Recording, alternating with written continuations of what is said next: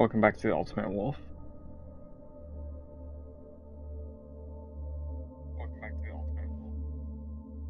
Today I am playing more Alan Wake Remastered.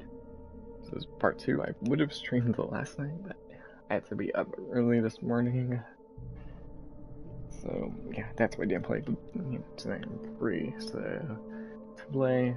I was just watching Attack on Titan before I got on. Literally finished season 2. I'll start season 3 tomorrow. But let's get into more Alan Wake. I would have streamed Monday night, like I was planning to, but then we had the Walmart ones in the hall, so can't even stream Monday night. But anyways, let's get back into Alan Wake. I do have the controller set up on its build. Stream build, square, circle. But yeah, let's see where that we get to in this part of Alan Wake. We're on mission 3.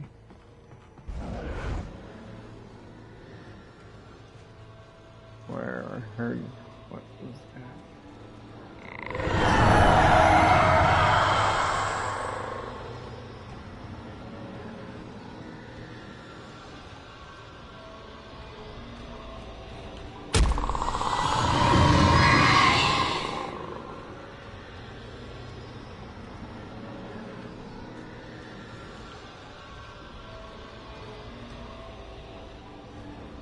Where's the flashlight? I'm gonna say it too. Grab it. Again, never mind. I realized.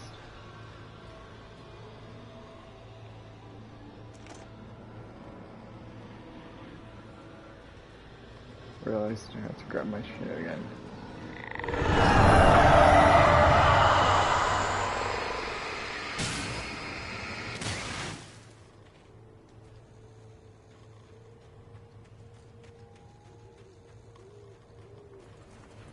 It took me a moment to recognize the flashbang grenades. They were an ideal weapon for my situation. Team 1, come in. Over.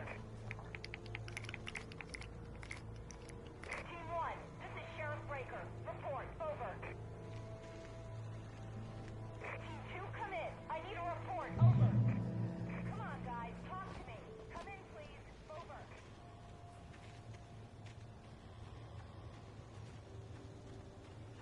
You have the right to remain silent.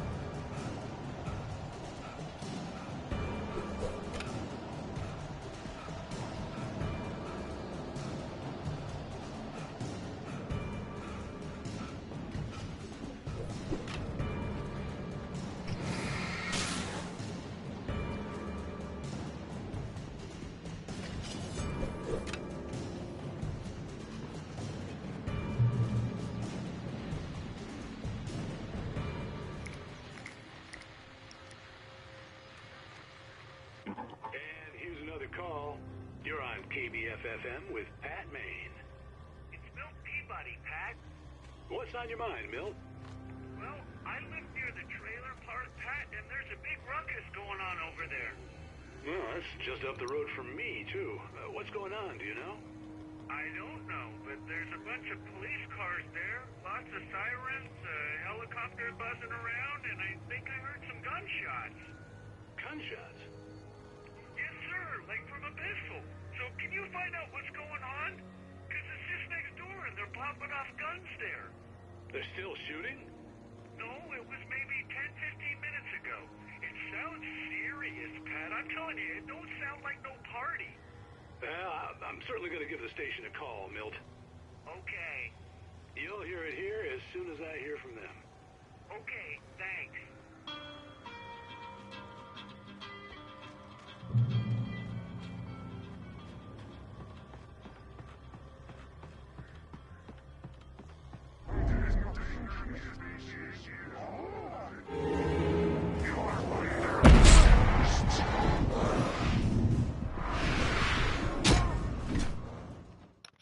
They're right in front of me.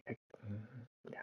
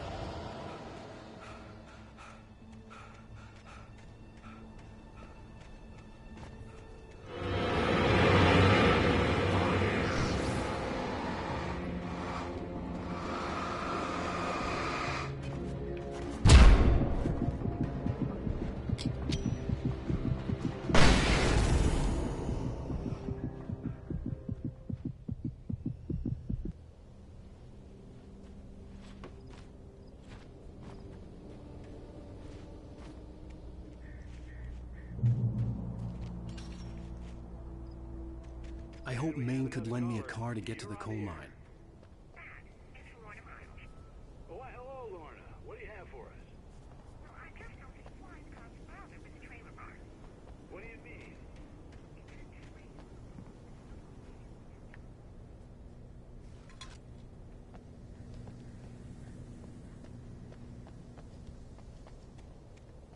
Well, Where's the trash with no shows out?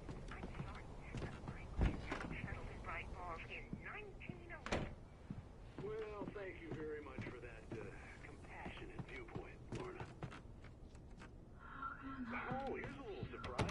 The famous writer Alan Wake just walked in. Folks, I'm going to see if I can talk him into an interview. Come on in, Mr. Wake. Oh, I'm so glad you could find the time to do this, Mr. Wake. Nowhere to run now, Dan Brown. You back away from me. Don't hurt it. Whoa. Everyone calm down. Put the gun down. We're all friends here, right? Cool your jets, Nightingale. We got him. Judas Priest! What the hell's the matter with you? There's a civilian in there.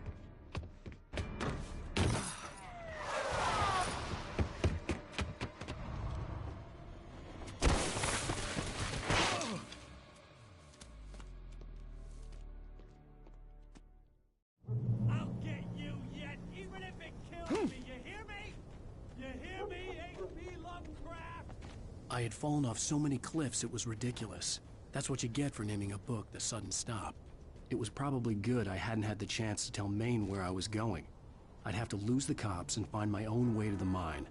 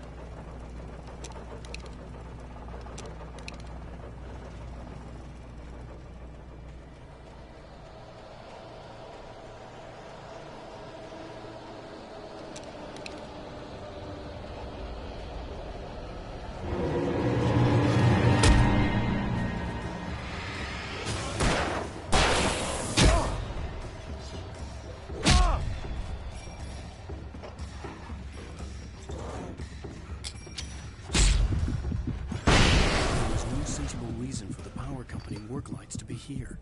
It was almost as if they'd been left for someone like me to use.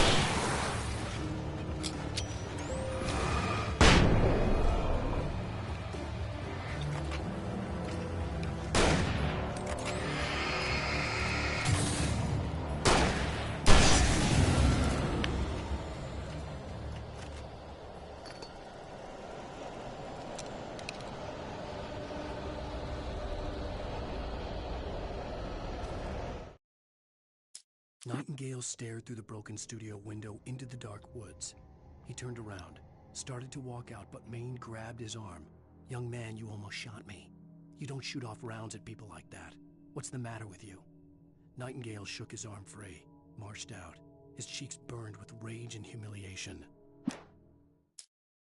Sarah trusted her gut, and her gut said Agent Nightingale was an asshole. He felt wrong, and it wasn't just the smell of stale booze. It was in the way he flashed his badge, pulled rank, the look in his eyes when he wanted answers. Where was Alan Wake? What was this about an accident? Where was his wife?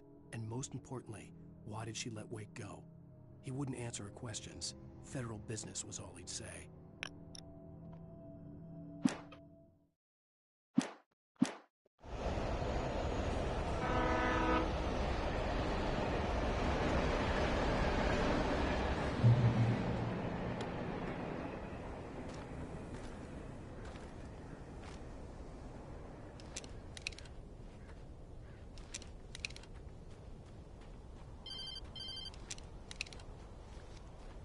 Hello?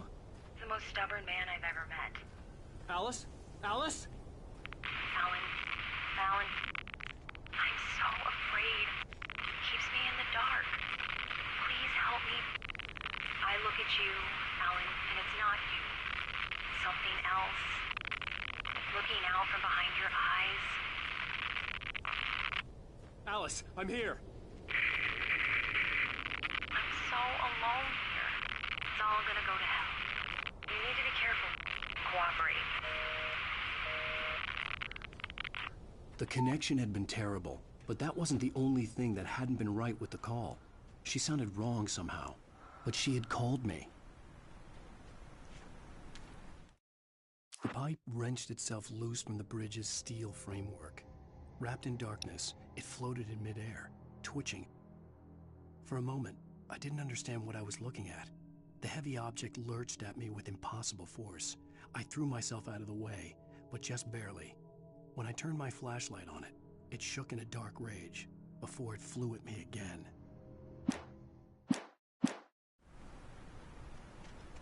I could see a railway bridge up ahead and a warehouse of some sort on the opposite shore. I hoped I could find a car from there.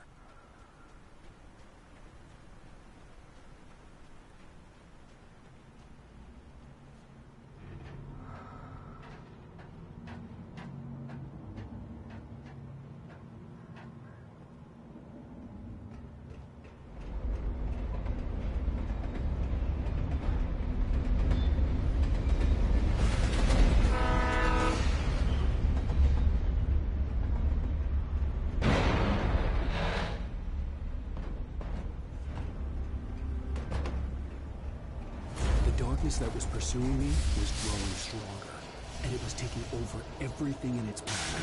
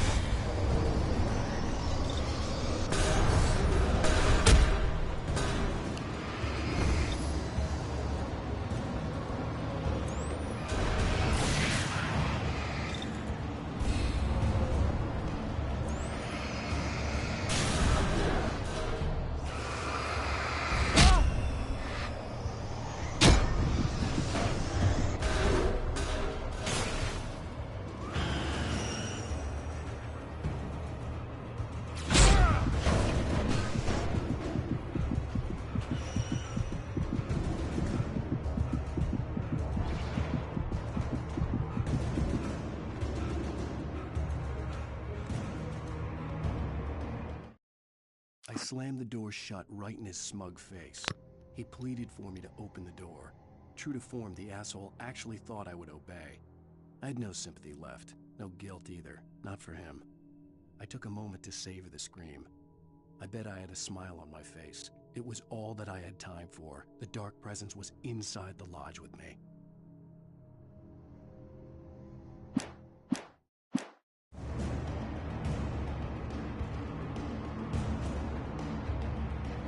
As a teenager, just starting to get interested in writing, Stephen King had been a source of inspiration to me. I thought about all the inanimate objects that had come to life in his books. No one is safe in a good horror story. Certainly not the protagonist. That's what makes them fun. This was anything but.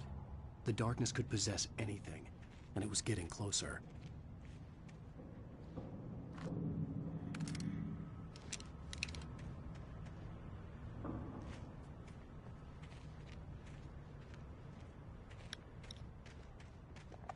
Now instead of a normal flashlight, we got the heavy duty one.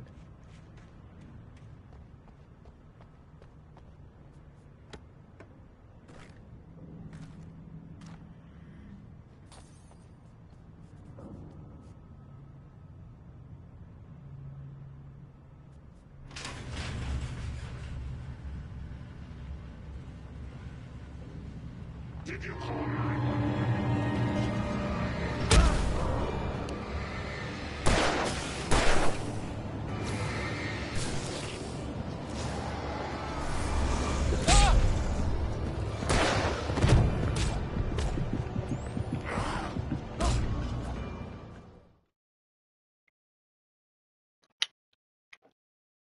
Inanimate objects that had come to life in his books.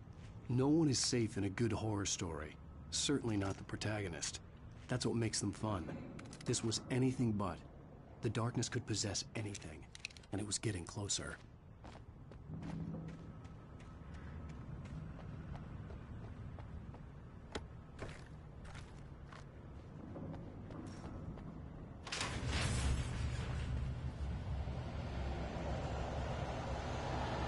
Did you call me?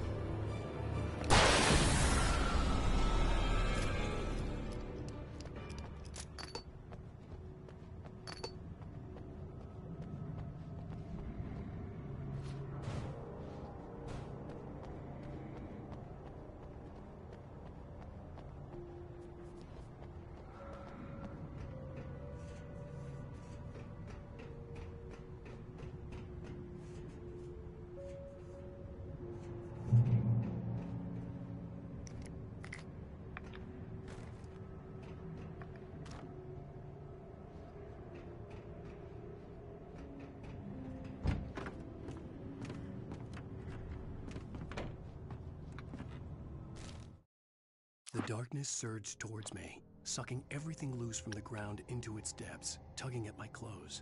I saw the flare the kidnapper had dropped and threw myself towards it just as I felt my feet leave the ground. The darkness embraced me with the force of a tornado. Somehow I managed to light the flare. The darkness roared and cast me away. I fell toward the dark waters of the lake far below.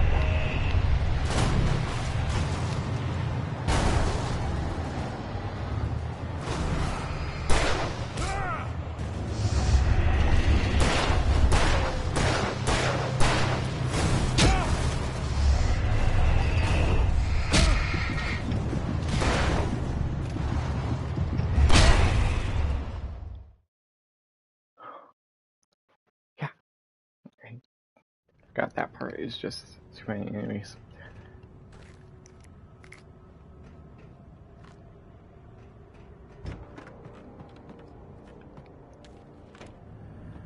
I'm gonna use the flare this time. Save ammo.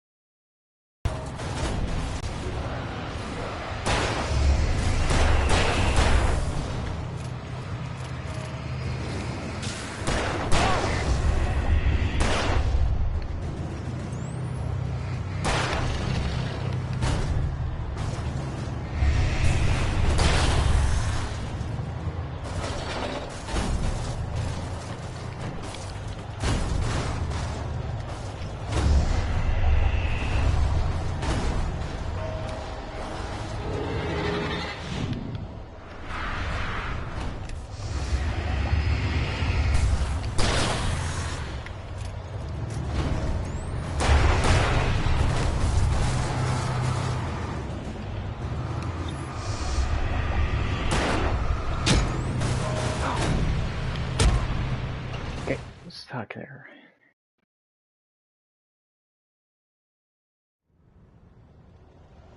Okay.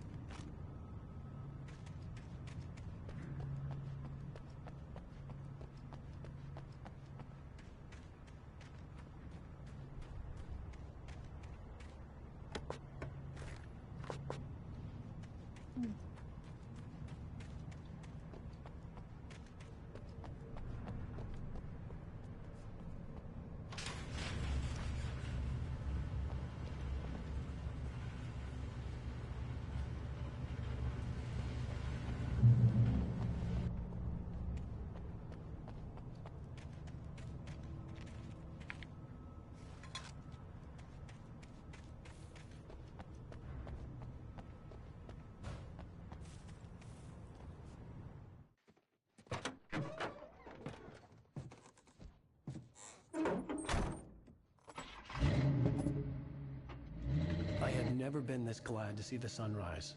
I had a couple of hours to get to the coal mine.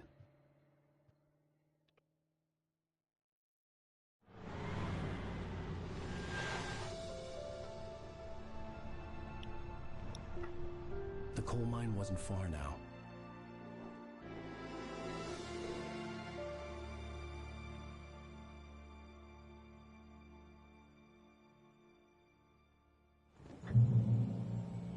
Today, I would meet the kidnapper, and he would give me Alice. I wouldn't give him any other choice. A drowning man will clutch at a straw.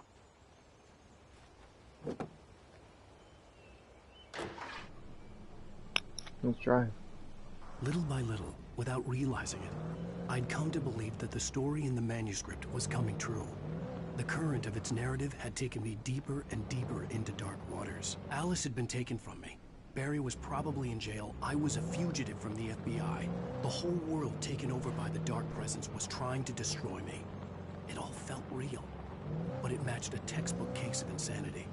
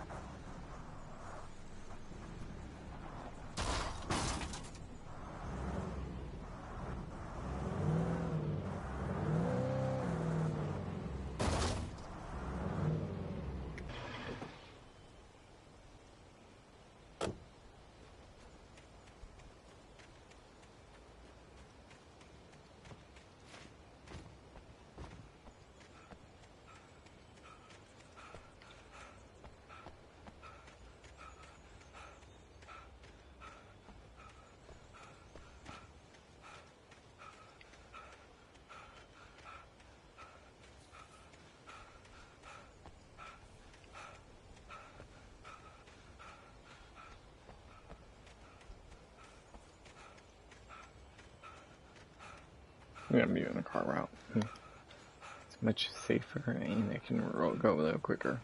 And I don't have to worry about stamina.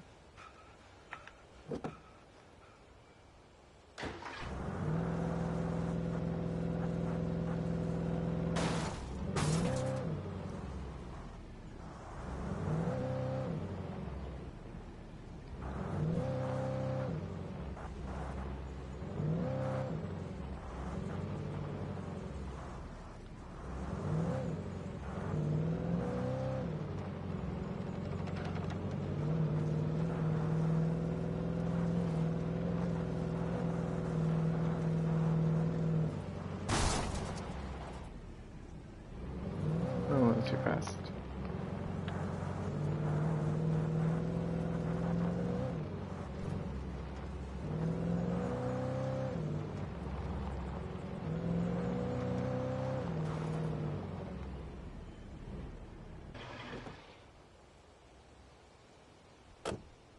This tower has loot.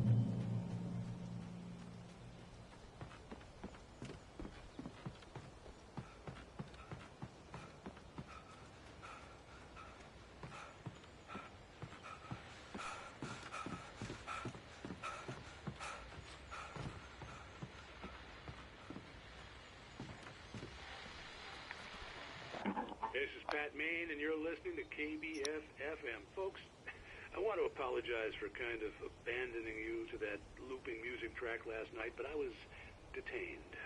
You see, I encountered a big-shot G-man with an itchy trigger finger who could use a lesson in manners and a boot in the ass. Not necessarily in that order either. Now, folks, I know I'm not being very informative here, and I apologize for that. I really should just keep quiet, but I'm just so peeved right now, because some people just shouldn't be carrying badges. And I'm just glad that our Sheriff Breaker was there to straighten things out. And if someone I met last night is listening, let me just say, I'm sorry if my mouth got you in trouble. I'm pretty sure you're not the bad guy here. Godspeed, son. I hope you know what you're doing. Now, on a lighter note, I'll be talking to Dr. Nelson all morning. But first, a little music.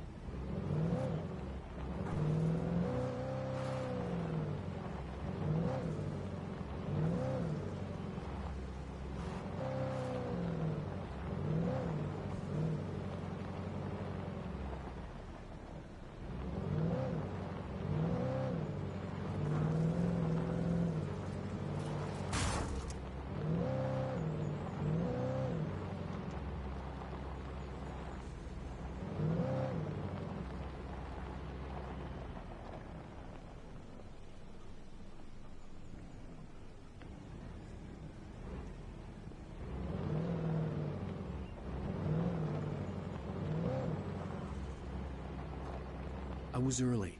I was supposed to meet the kidnapper at noon in the main building. The coal mine was quiet. It was a museum now.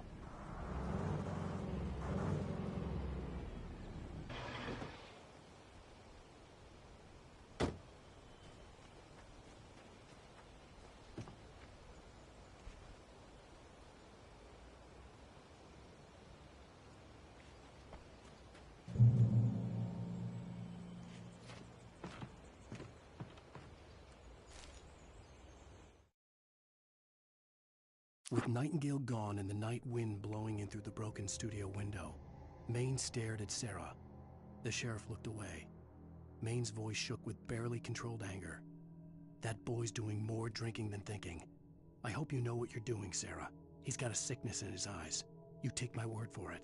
He wants Wake for a reason, and it's not for anything good.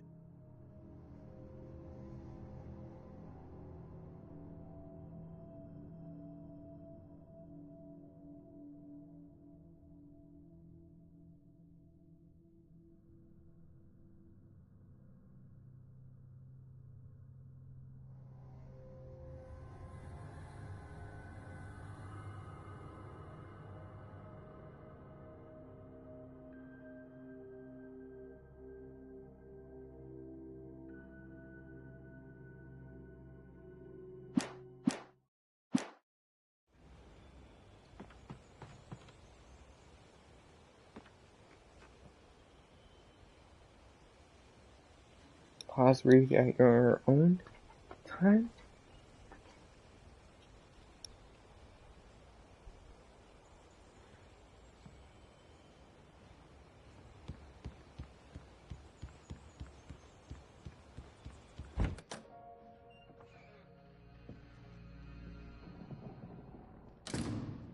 I didn't want to go outside.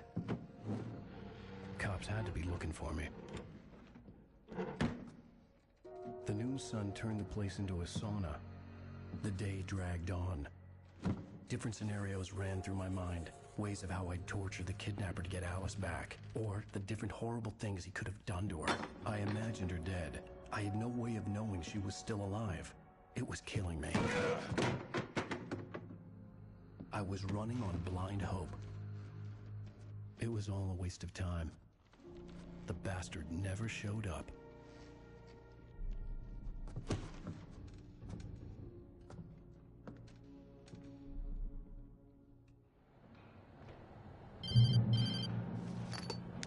Wake!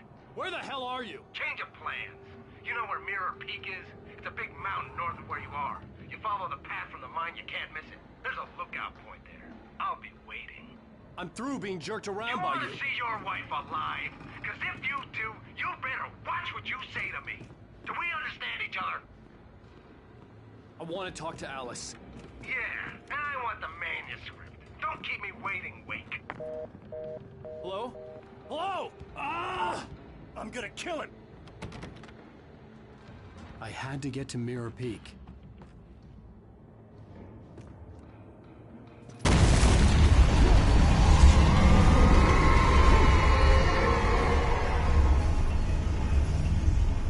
It was close. Maybe closer than ever before.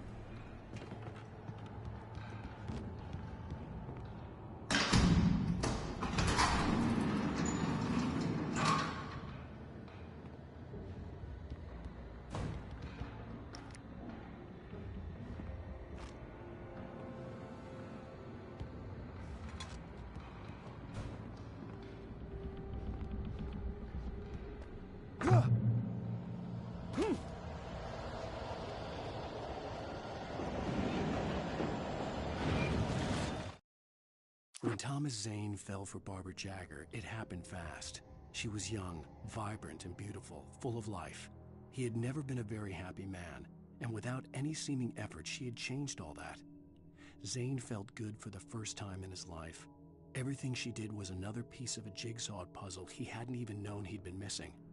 And best of all, she made the words flow, strong and sharp. She was his muse.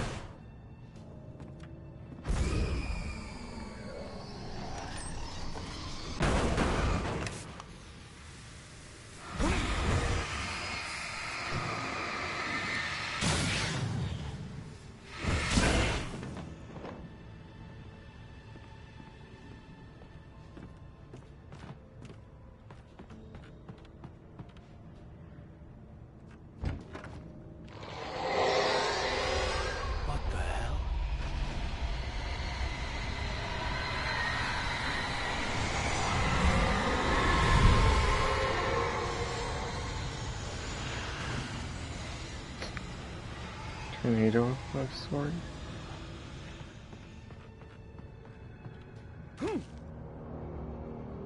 The only way to reach the hillside ahead was to go through the building. I had to find a way to avoid electrocution.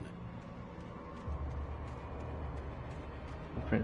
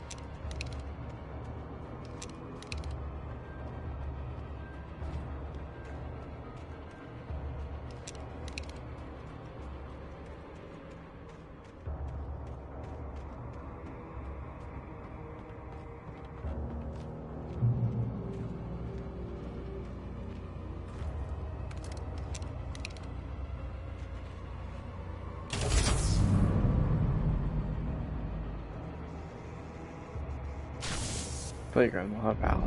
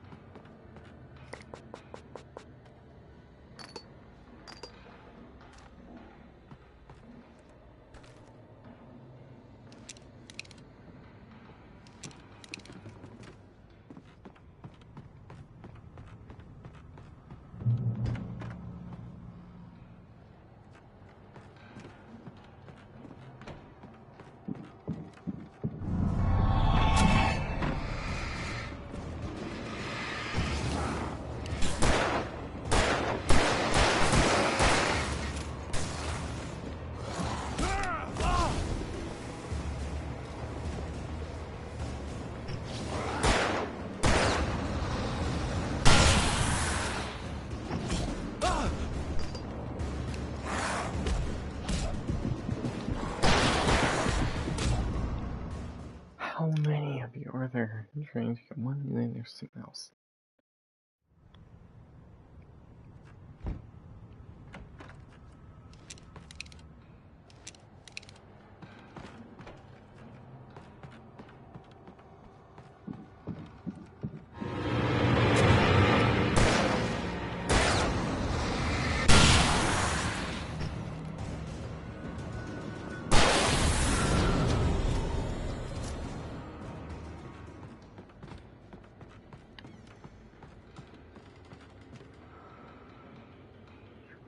No one in the door.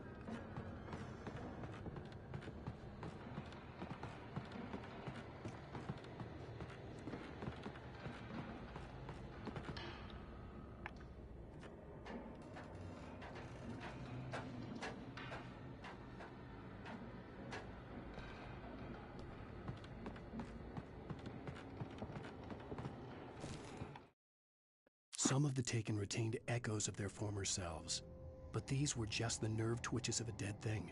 Nothing remained but a shell covered and filled with darkness. In most cases, these puppets were enough for the purposes of the Dark Presence. But for anything more elaborate, as with the writer, it was different. It needed his mind. And so rather than taking him over completely, it merely touched him.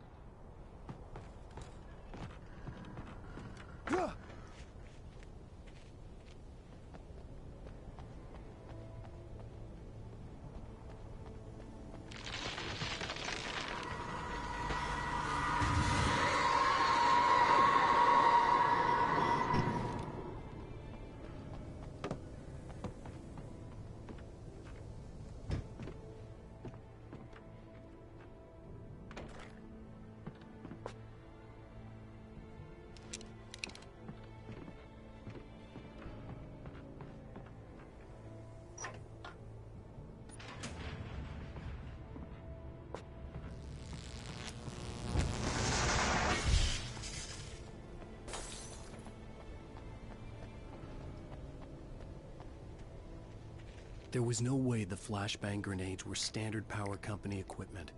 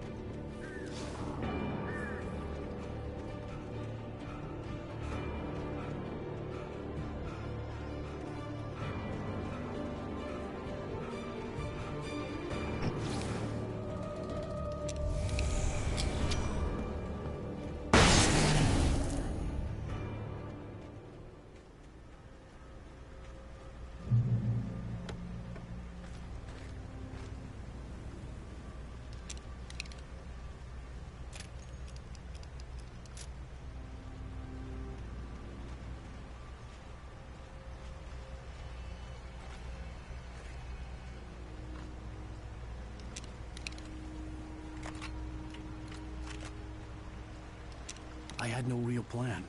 I was going to give the kidnapper all the manuscript pages I had for Alice. If that wasn't enough, I'd hold him at gunpoint and make him talk.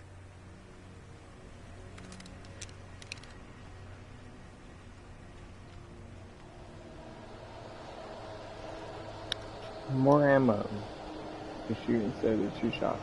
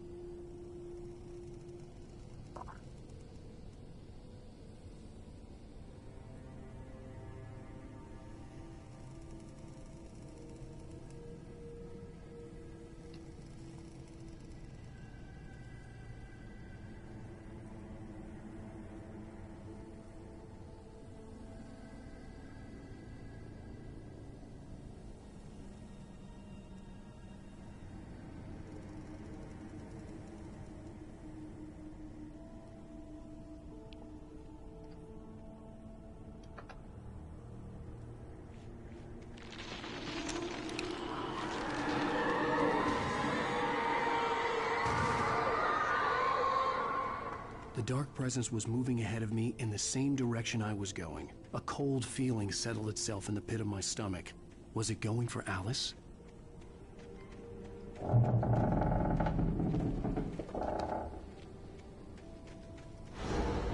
graveyard shift may cause cancer.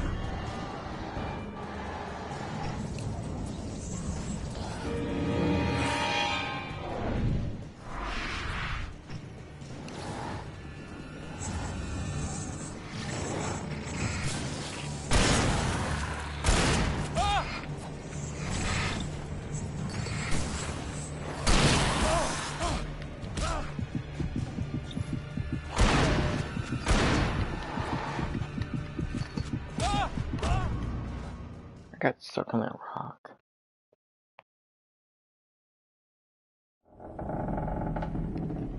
I got stuck on the rock.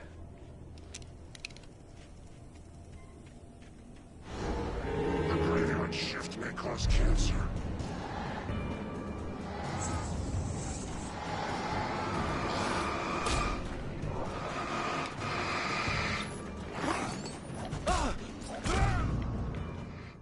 Okay, it's stuck in the good tech team. I got it.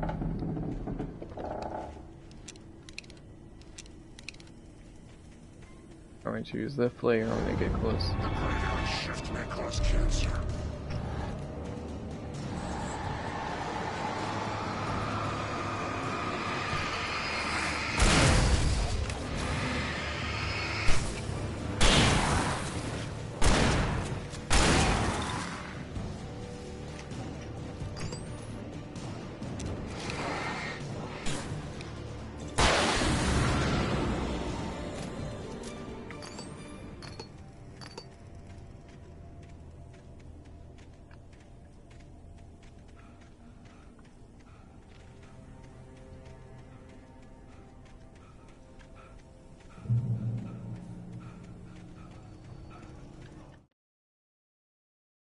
I stared through the bars of the jail cell.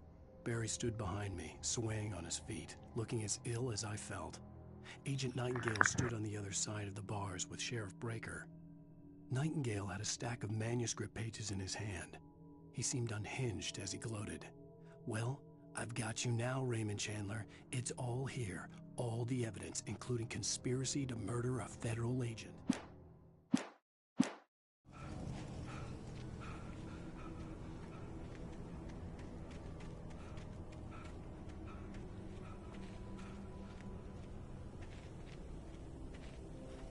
The place was dead, a ghost town. Had been for decades, maybe a century.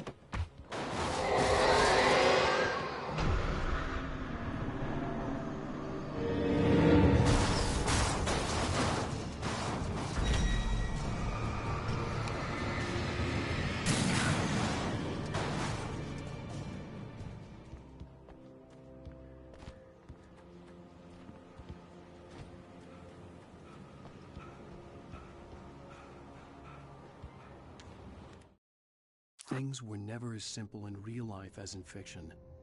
I had lost count of the times I had wished there'd be a clear reason for my writer's block. Something to fight, something to lash out on. There wasn't. I was filled with doubt. I was nothing like the hero in my books. Alex Casey had gone through his life with single-minded determination, never wavering from his goal. Even now, I was angry at myself, angry at Alice, angry at Barry. I was fumbling and I had no plan.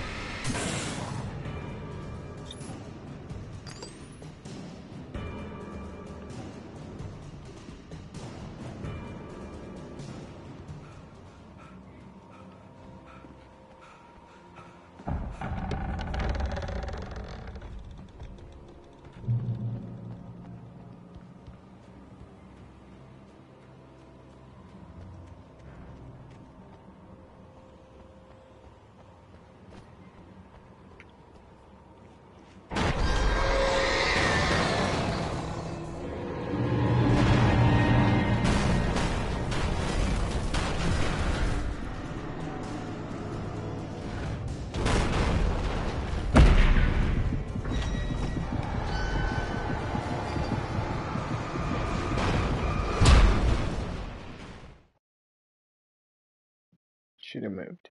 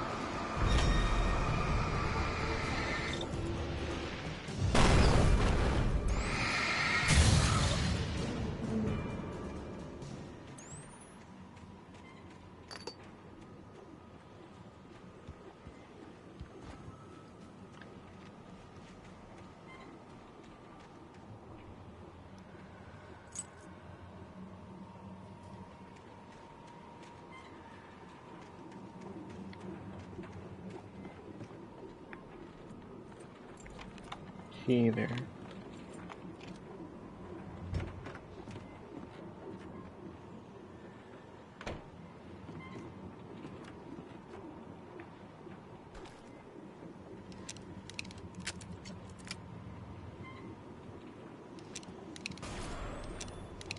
Anything outside of writing is a struggle. I feel ill. I managed to make my way downstairs. There's a shoebox filled with books and papers by Thomas Zane. It's very hard to focus, but I managed to read some of it. He's a poet, and a good one. He writes of muses and creators summoning fabulous things from a magic lake, using his powers to shape the world of a realm of gods and dreams and demons, dark things that wait for a chance to slip through, wearing the flesh of men as disguise. Zane writes about himself, his girlfriend being taken over by a dark presence, about growing scared of the lake. Zane believes it's a mirror to the gaping void of darkness above, where some Lovecraftian presence lurks. I crawled back upstairs. I'll borrow these things for my story. They ring true. They fit.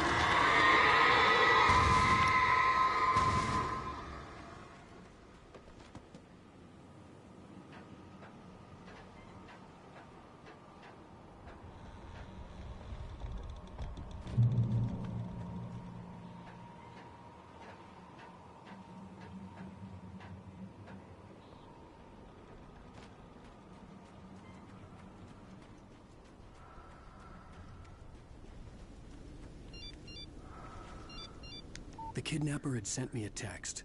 The message was full of spelling errors and insults. It was telling me to hurry up.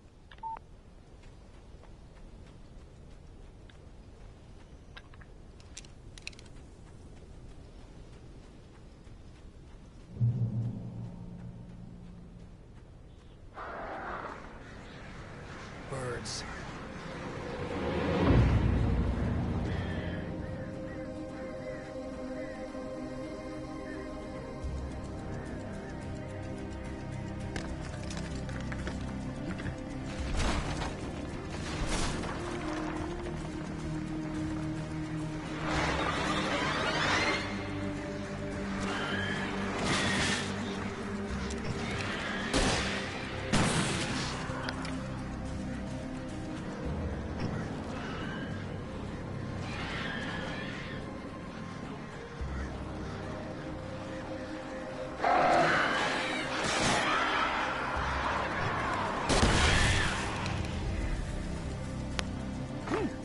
I just...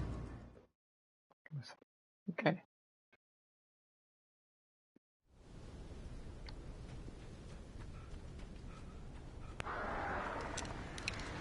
Birds.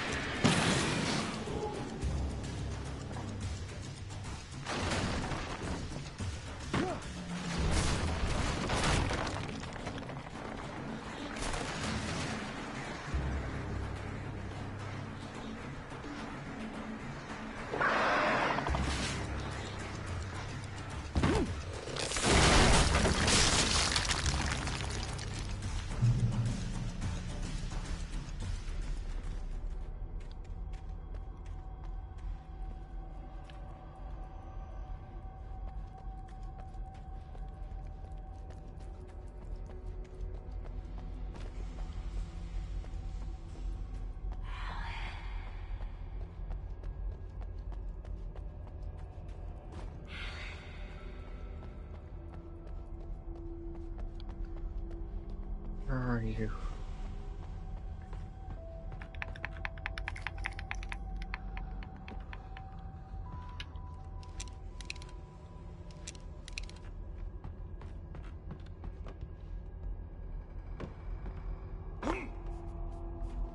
paper. Even behind the closed doors and curtains of his grimy room at the Majestic, the local motel, Nightingale could feel the locals' eyes on him, the unrelenting pressure of their judgment. He forced it out of his mind. For all he knew, they could all be under Wake's spell already. You do what you have to do to get the job done. He took comfort from the bottle in his hand. Please, he thought, just let me get through this.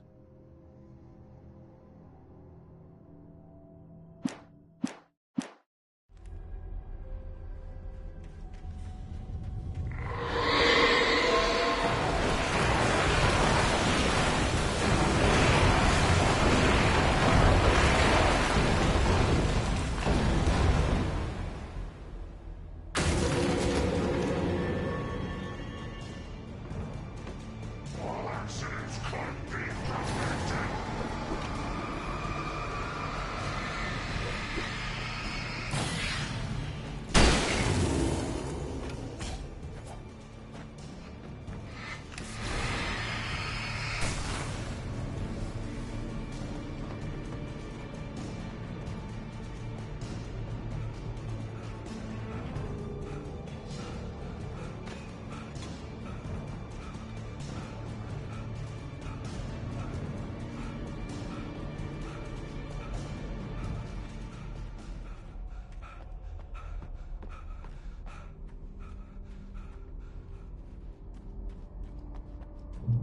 I'd have to make my way up this mineshaft in order to go on. Maybe the machinery could help me with that.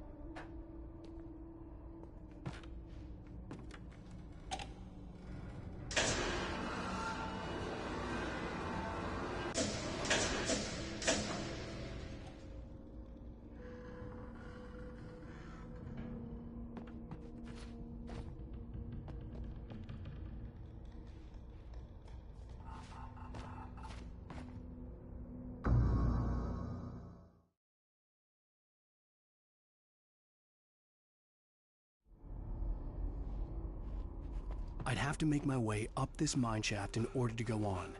Maybe the machinery could help me with that.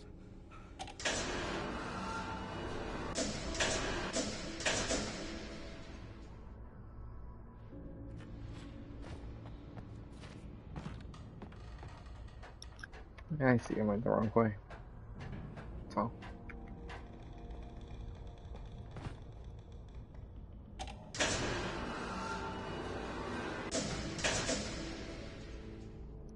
See, I can go this way and then jump here.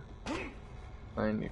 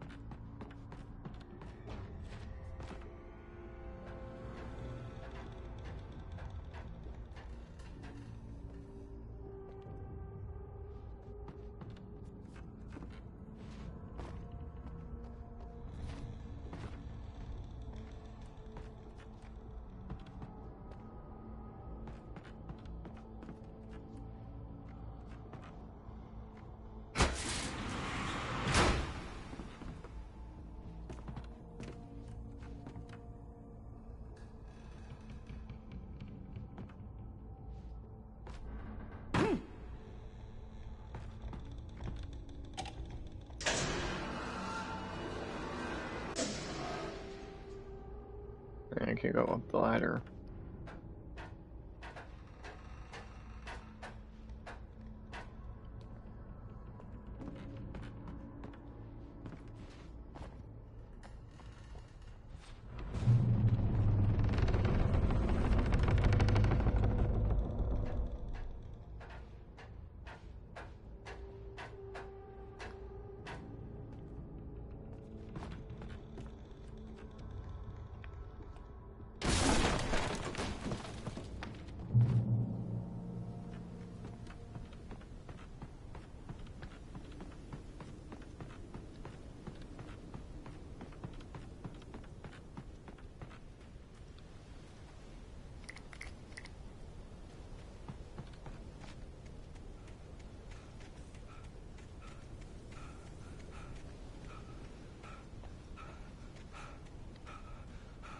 Was supposed to go down.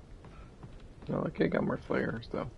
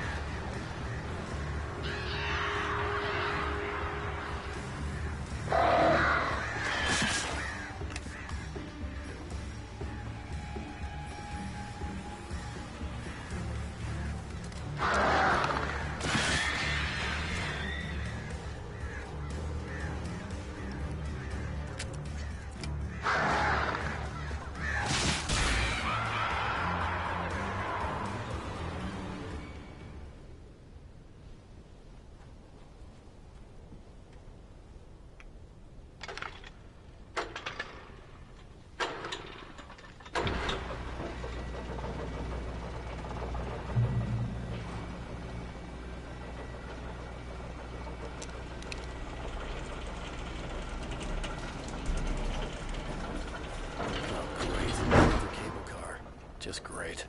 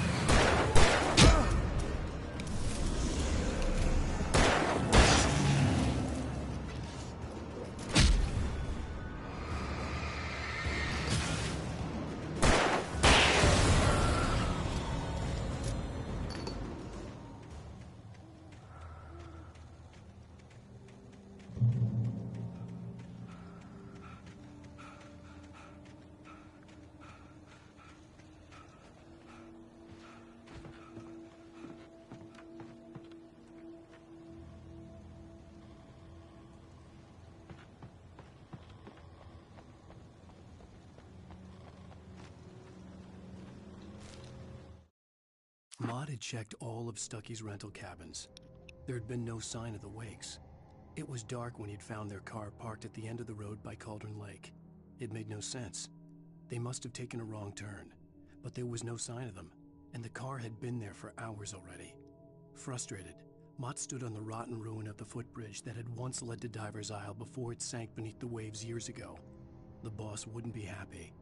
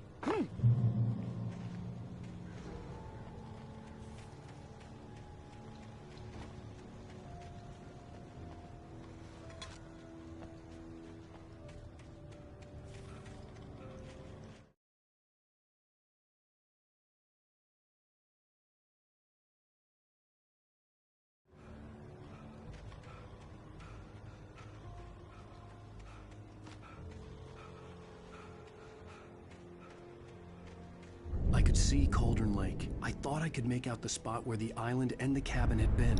There was a light near it. It had to be a boat.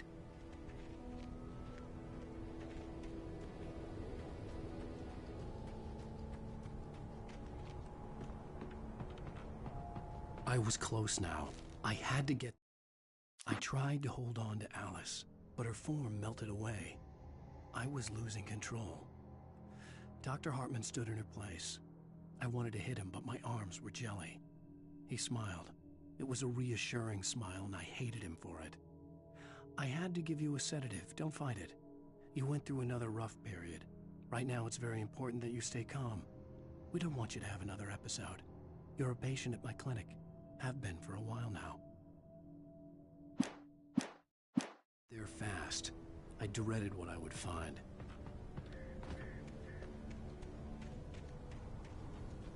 Wait! Are you? Wake? Hey, I'm here! I'm coming! No! Get away! Sorry. Please, wait! The boss didn't know who he was messing with. I didn't know. I swear, I didn't know. We don't have his wife. We don't know where she is. She's probably drowned.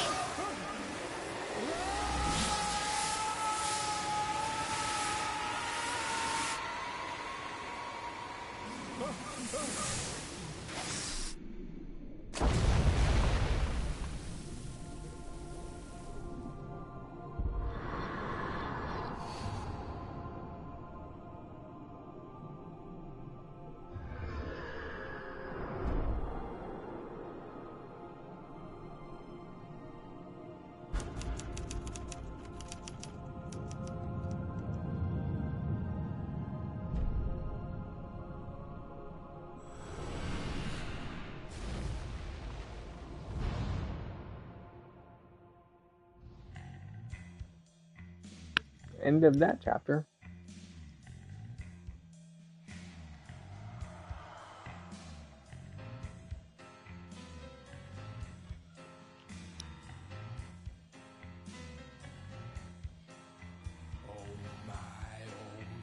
What a wretched life.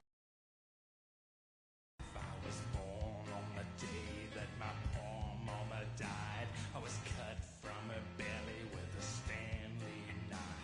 My daddy did a jig with a drunk midwife. Who's that yonder all in flames, dragging behind you? Previously on Alan Wake, I'm hunted by the law. Sheriff, Wake's running. I'm giving chase. Are you seriously telling me that writer just took out my deputies? A thriller I supposedly wrote is coming true. The genre of the story seems to be shifting. It's turning into a horror story. I was told that Alice had been kidnapped, but that was a lie. We don't have his wife. We don't know where she is. Her purported kidnapper was eaten up by the dark presence before it attacked me.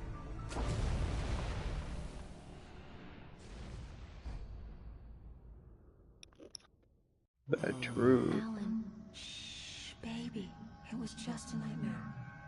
Alice. There you go, Alan. Hartman. I fell. I had to give you a sedative.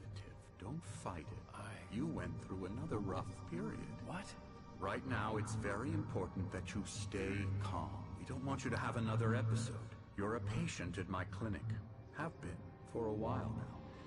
The shock of your wife's death triggered a mental illness. No, you're lying. You're suffering from various symptoms of undifferentiated schizophrenia. Bastard. It's okay, Alan. Just let go.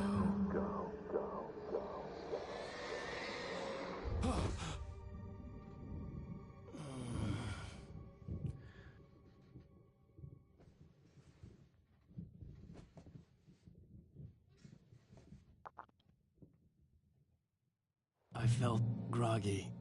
Whatever Hartman had bumped in me was making me numb. I felt like this was happening to someone else. Someone I was watching on television. I couldn't think. Couldn't focus.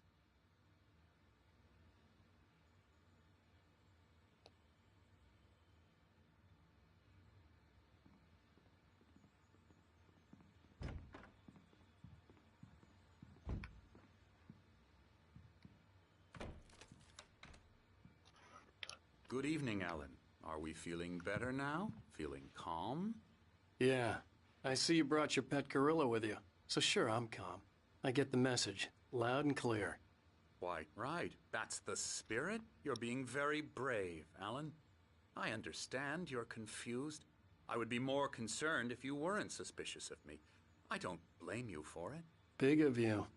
Now, why don't you come with me? We'll reacquaint you with my clinic and go over everything you might have forgotten. Little walk and some fresh air? Yes, it will do you good. This corridor is for patients. Most of them aren't here right now. Jack took them out for a fishing trip, except for the ones who are particularly vulnerable, of course. I encourage creativity as a part of the recovery process here at Cauldron Lake Lodge. I specialize in treating artists. I bet you do. Splendid, Alan. I honestly believe we can get this thing under control if we work together. This way, Alan.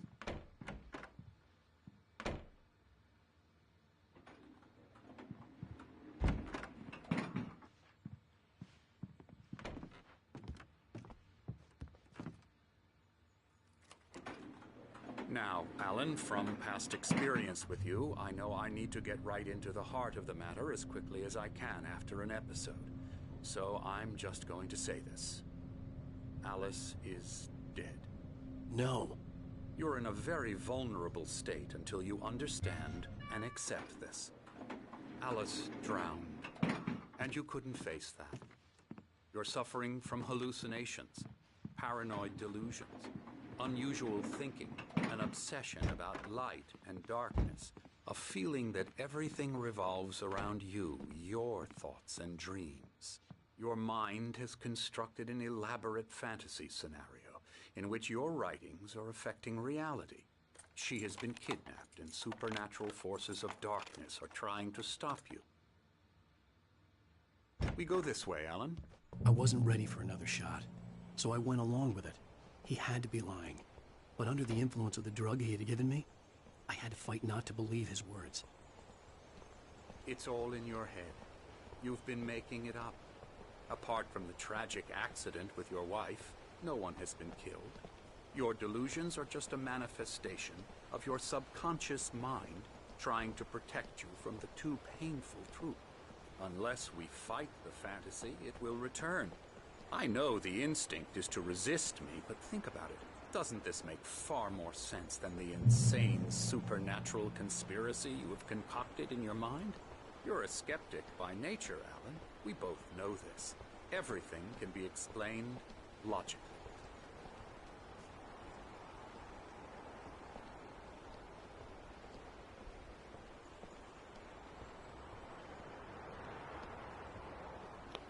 Nice, the sundown. I never get tired of this view. Very inspiring, isn't it? Cauldron Lake spread below us. I could see Mirror Peak on the other side of the lake. I thought I could make out the spot where Diver's Isle had been when I arrived with Alice. Now there was nothing but waves. It seems there's a storm coming. Funny, I don't recall there being a mention of that in the weather forecast. Well, no matter. This way. Follow me. Alan, what I'm telling you is good news. Right now we're in control. Every time you have a relapse, it gets more and more difficult to resurface from the dark depths of your imagination. Not surprising, considering your profession. Imagination is what you work with. After all your nightmares, this should come as an immense relief to you. If it doesn't, why is that? Because I'm lying? Or because you don't want to admit that you're not well? It's very natural for you to think of me as your enemy. It's part of the illness. I let him talk. Hartman obviously loved his own voice. His words echoed madly inside my head. But I I can't dug my do nails it into by the palms of my myself. hands to stay You need focused. to work with me. Once you accept that, we can begin the journey towards your recovery. Come along. Let's go inside.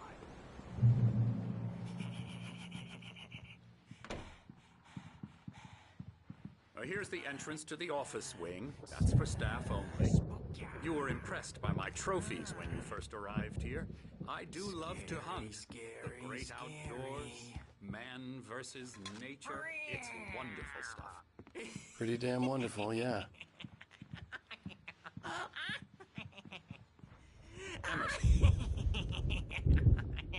I'm a real bad dream, mister. You should be afraid of me. Don't want to run into me in the night, that's for sure.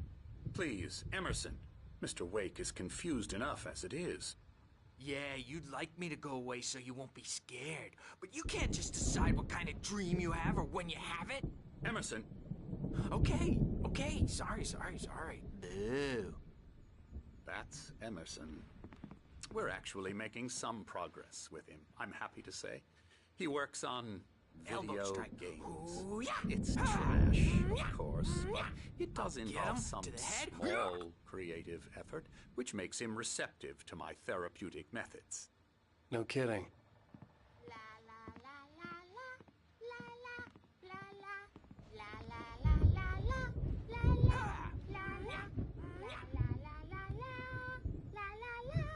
Now, you might have noticed the typewriter in your room. You've been writing as a part of the therapy. As soon as you feel up to it, you should continue.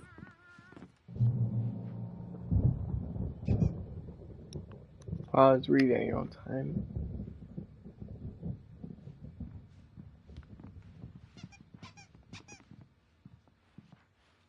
My rheumatism's killing me. There's a storm coming. Oh, what a storm. I hope it wipes this place off the face of the earth. And these two are the Anderson brothers, Odin and Thor. They had how should I put this? A heavy metal band in the 70s and 80s called Old Gods of Asgard. They even adopted new first names to complete the image of Viking gods. After the band broke up, they lived on a farm nearby. They are, well, in advanced stages of dementia. They're well cared for, TLC and all that. There's nothing more that can be done. I'm afraid that the rock and roll lifestyle has left its mark. Oh, that won't do. I'm so sorry to cut this short for now, Alan. The power has been acting up. I'd better go check on it. We'll continue this soon. Meanwhile, when you feel up to it, return to your room and try to write. It really is for the best. Don't you think?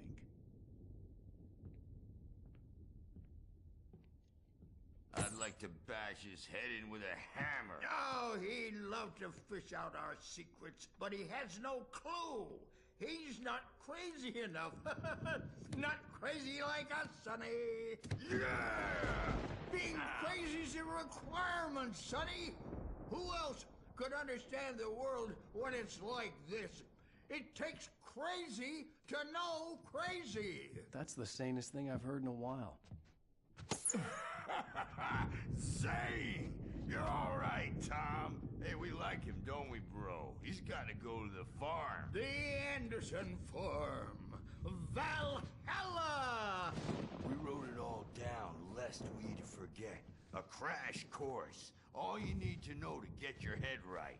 You need to find the message. Here, Sonny, here's something for you. Gave me a rash, but I kept it safe from these bastards. My head was... Zane could feel the poems, taking form, shaping things. As he experimented, he imagined he could almost feel the power surging through the keys of the typewriter. It exhilarated him. But there was fear, too. If not for his young assistant Emil, he would have given it up. But Emil convinced him otherwise. He, too, had a way with words. Flaring up. Or according to Hartman, I was sinking back into the fantasy. I was convinced he was lying to me. About everything. Crazy or not, the Andersons made more sense.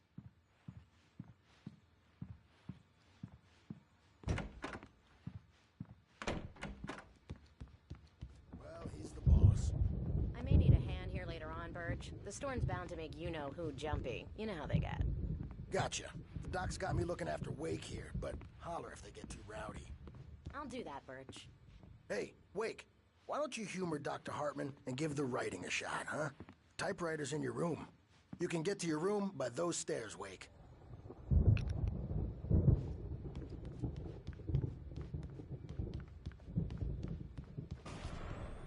Something's wrong.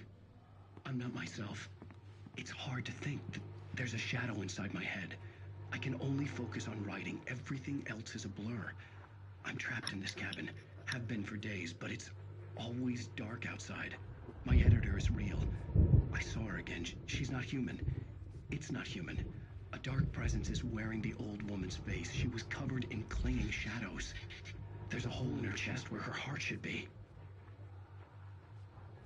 I think I've made a horrible mistake. I don't think I'm any closer to saving Alice. It's been lying to me, using me to get the story it wants, and the story will come true.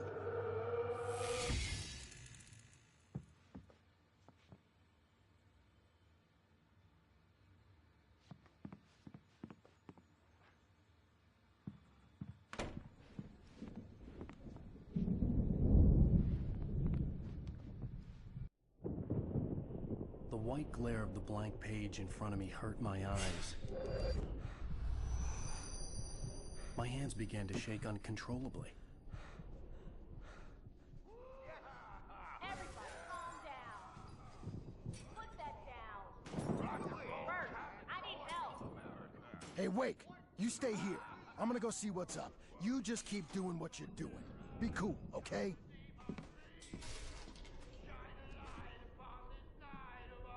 I didn't know what the chaos was all about, but it could be my only chance of getting out of here. Where the hell did he get a damn hammer? I don't know. Hammer's up. Here's a friendly poke from Creole French. Oh, afraid of the crazy brothers, are ya? Not so weak now, are we? Well, things are unraveling fast, aren't they? Hartman kept talking, giving Barry the grand tour, clearly proud of the place. He went on and on about his hunting trophies, and Barry was impressed. But he was here on business. He raised his voice, cut through the monologue. Hey, Hartman, where's Al? Hartman stopped in mid-sentence, annoyed at the interruption. He nodded at the hulking orderly standing nearby. The man smiled and clapped a practiced hand on Barry's shoulder.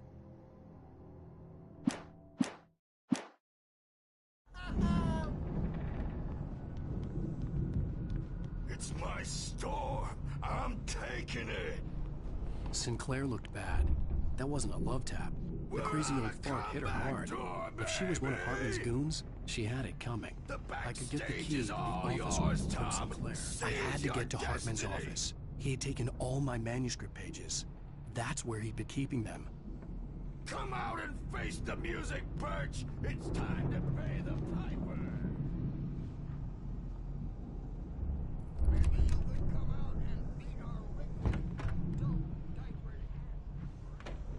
The photo on the wall caught my attention. In it, the clinic staff was standing outside the lodge. I knew the man next to Hartman.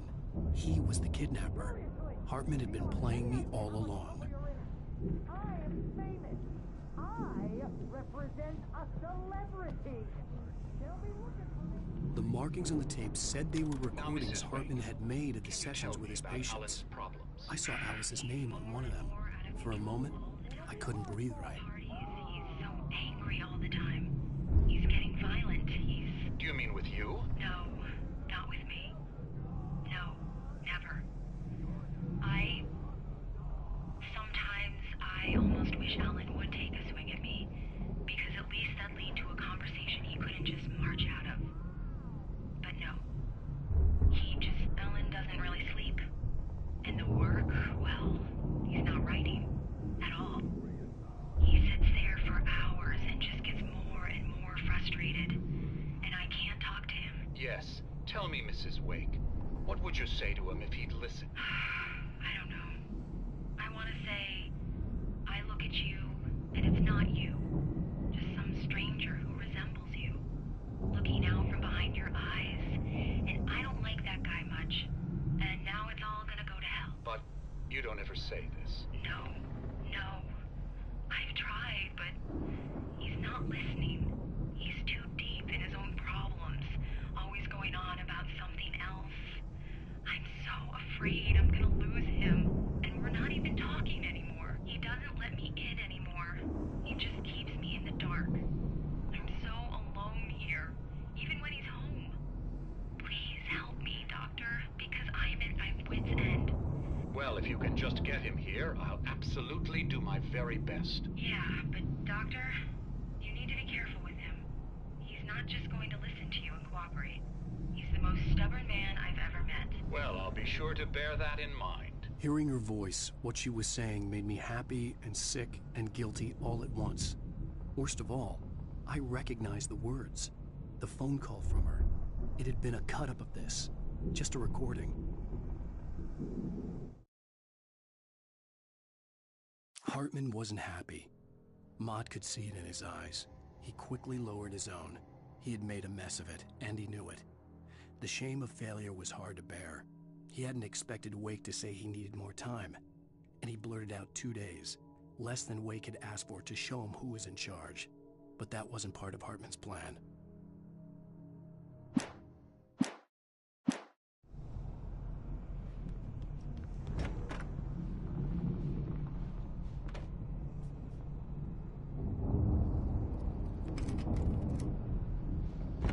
Barry? Ow! About time! Barry, man, am I glad to see you. We need to get to Hartman's office. It's right next door. You okay? Yeah. I mean, no! The cops found me at Rose's trailer, but they didn't hassle me too much. I'm obviously a victim in this, and I demanded to be treated as such. Or else I'd sue their asses. Speaking of asses, that Fed gave me a real hard time, but I had no clue where you were. That guy's crazy, Al. But he let me go, and then I get a call from Hartman, that son of a bitch, who tells me you're here, and I should come pick you up, but when I got here, 2 goons clobbered me and stuck me in there. What's with the cutout? I stole it from the diner to piss off Rose after what she did to us. That'll teach her. Yeah, that's a harsh punishment. Come on, pal, we gotta get going.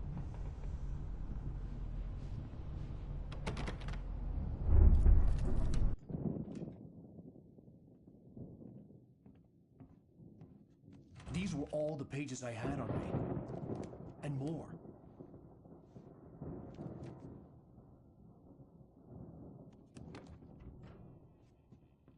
Alan, please. You're sliding back into the... Tell me one more lie and I'll shoot you in the face. Ah, well, it was worth a shot. Really, Wake, come on. Let's work together on this. You have no idea... Hartman, shut up! Barry, get out of here. I'll catch up with you. Get a car. Oh, Al, let's just... Go! Wake, listen to me. This is a mistake. Don't you see?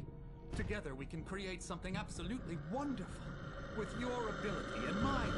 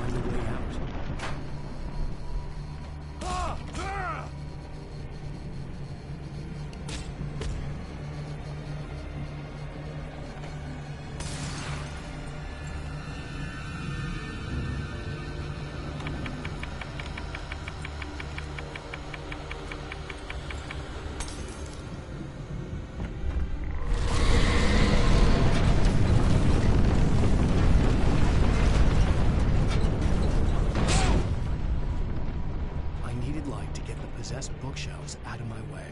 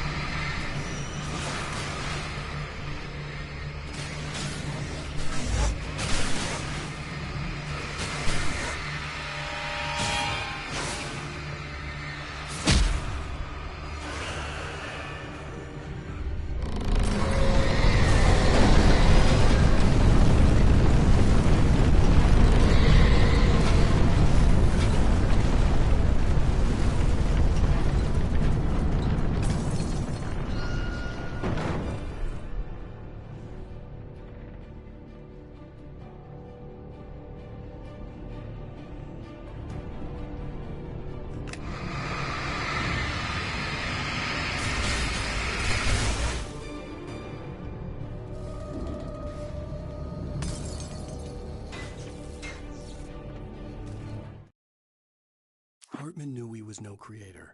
He had no ambitions on that front. And he certainly didn't want to end up like every artist he had worked with here, damaged in ways that were hard to describe, or worse.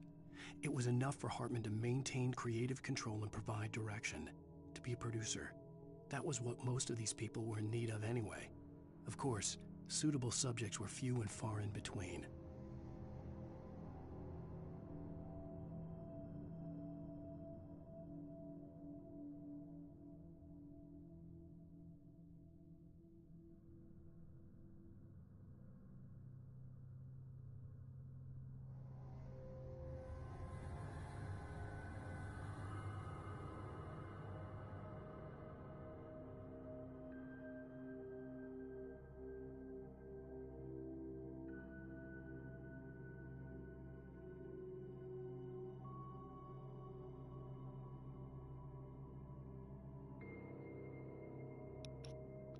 I was just finishing my snack real quickly.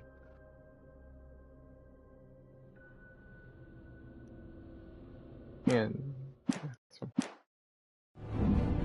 I'm quickly plugging in my controller.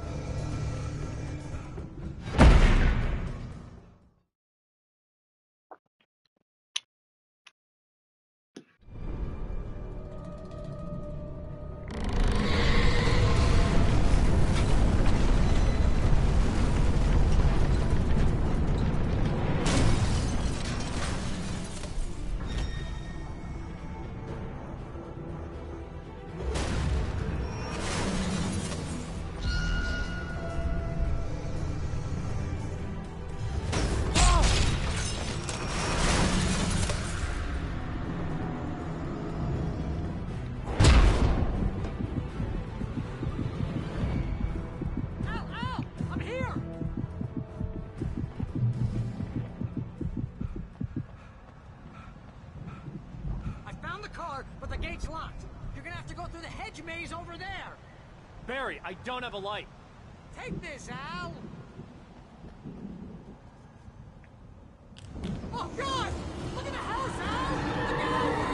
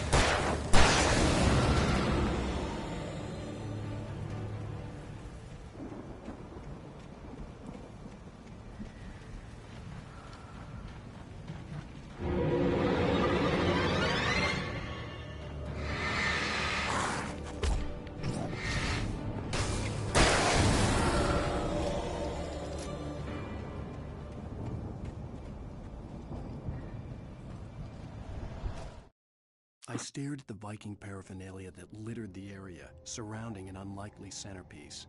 A full-size stage complete with an impressive sound system with all the trimmings, including a dragon. It took a special kind of crazy to build something like this in a remote field. When the sky split open with a deafening boom and the music started blasting, It felt strangely appropriate.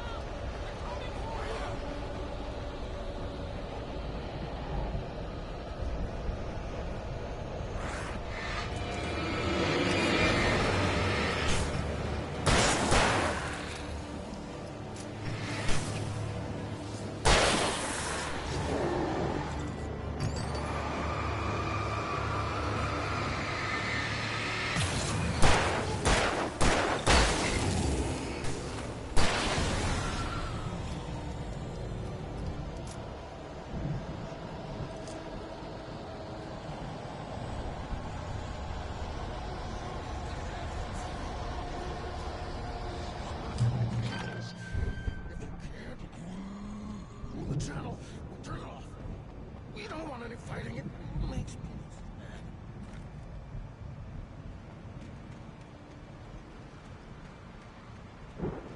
You get 2 pills in the morning, and then you'll be nice and you get 3 pills in the evening. And then you'll sleep like a baby.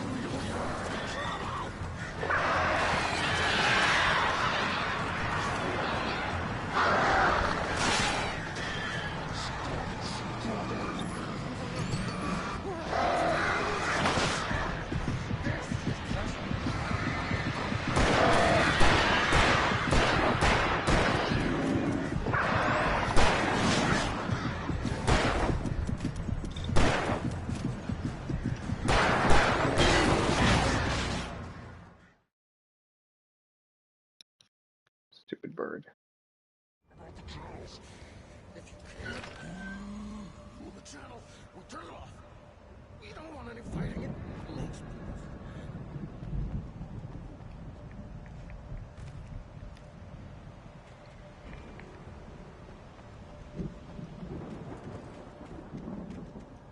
You get 2 pills in the morning, and then you'll be nice and calm all day long.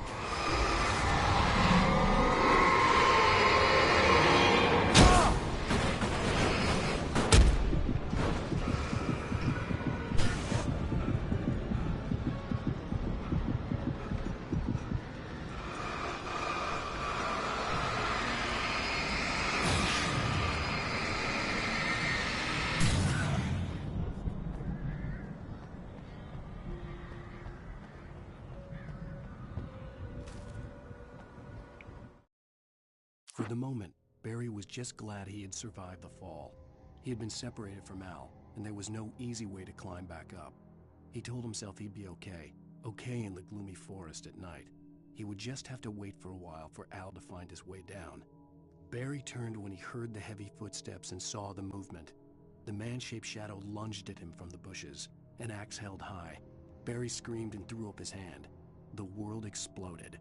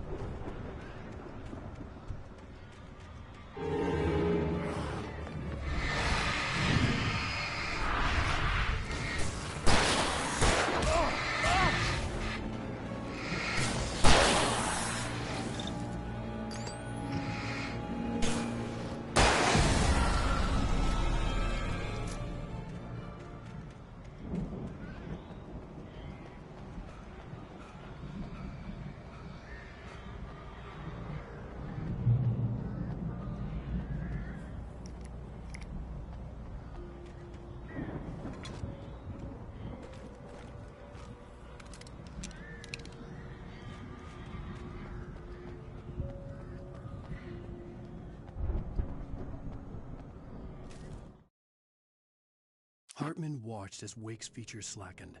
The man was bullheaded, no doubt. Even lying on the bed, he'd almost broken Hartman's nose the second time. But with a little time, he could break Wake down, give him proper direction. Wake was easily the most promising subject he'd had. Well, since Tom, really. "Sleep well, Alan," Hartman whispered with a smile. "Let me take care of you." He sniffed hard to clear his throbbing nose, swallowed blood, and barely tasted it.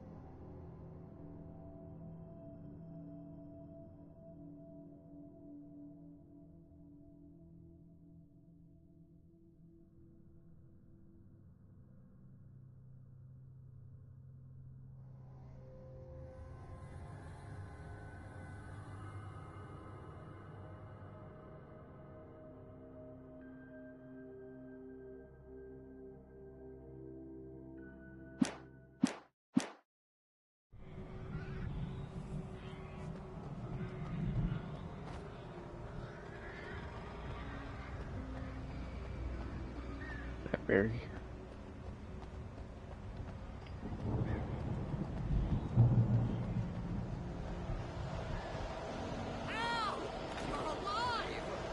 Let's get out of here. Can you open this gate? Maybe. Barry!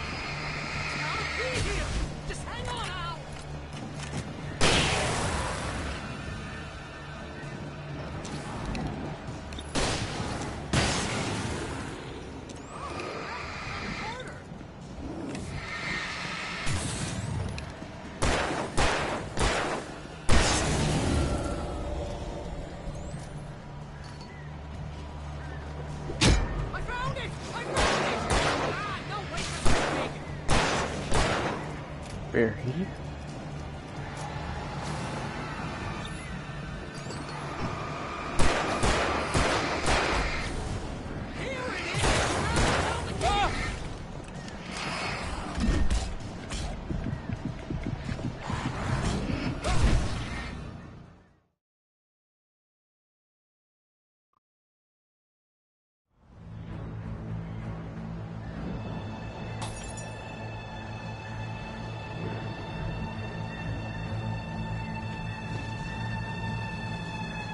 Hurry up, Barry! Come on!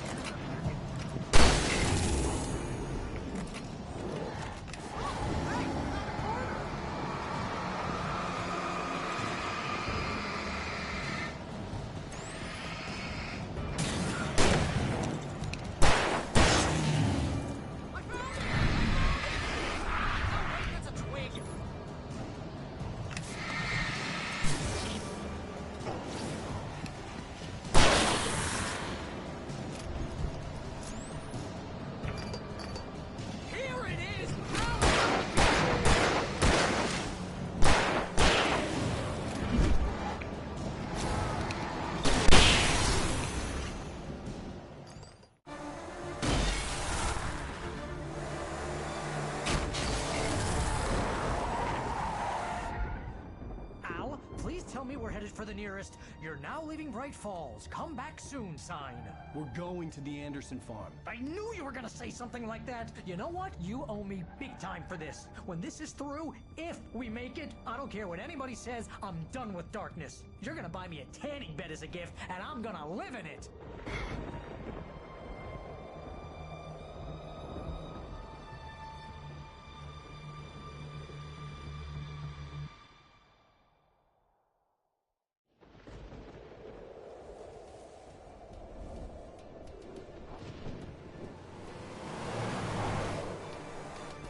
I'm crazy, but that's fine, Barry. Oh, you got that right, Al. You're barking mad. You are by far the craziest... But maybe that's inevitable when you deal with crazy stuff like this. It helps.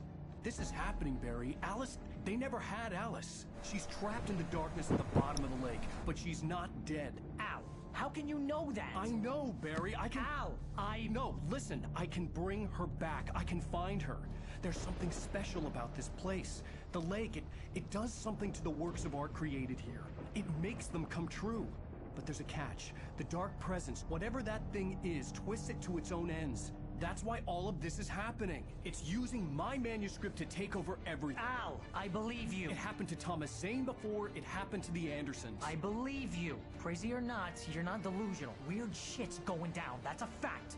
I'm on board, man. I'm with you. The Andersons knew about it, but they were too far gone to tell me with all the drugs they were on. But they wrote it down. There's a message somewhere at their farm, Barry. We just need to find it. Look out!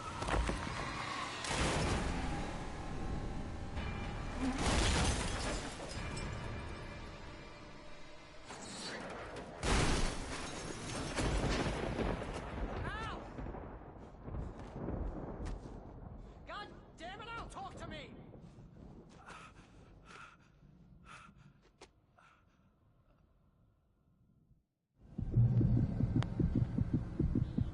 I had lost my gun in the crash. Barry was nowhere to be seen.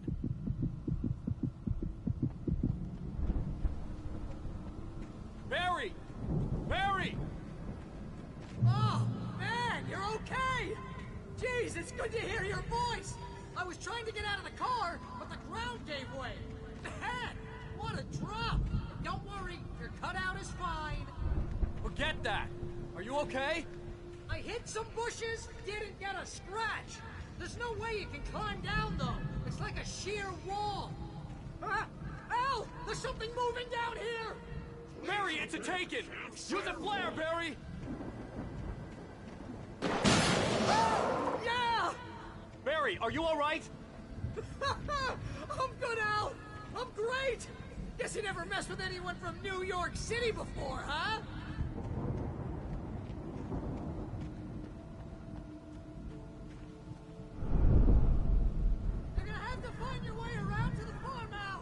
I'll be waiting! Barry, just wait for me, okay? Al! I'm not staying here! It's suicide! I'm going to the farm! I'm gonna go ahead and secure the area. You can catch up. Don't worry about it. I'm on the case. Now he's a Rambo. This would turn into a disaster if I didn't catch up with Barry.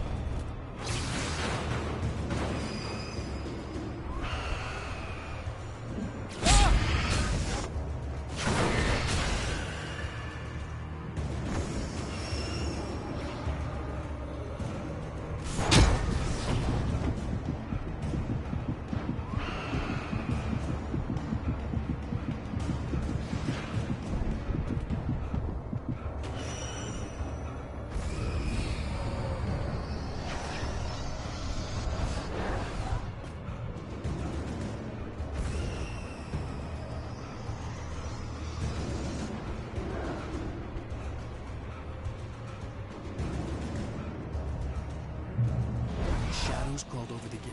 I needed a light to destroy them to get through.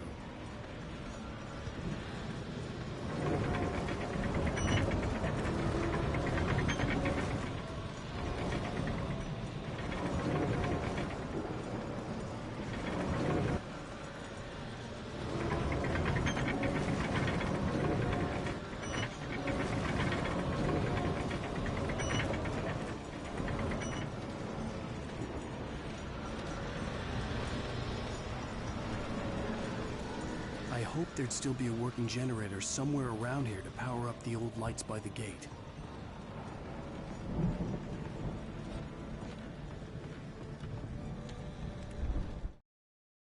Agent Nightingale stared at the passed-out rider. The man was sleeping off one hell of a night. Nightingale felt a stab of envy at Wake's oblivion, but he had a job to do. He put the gun to Wake's head and almost became a murderer. His hand shook and his throat felt tight and dry. Biting his teeth, he tried again to pull the trigger. He lost the nerve. Wake stirred. Nightingale would have to settle for an arrest.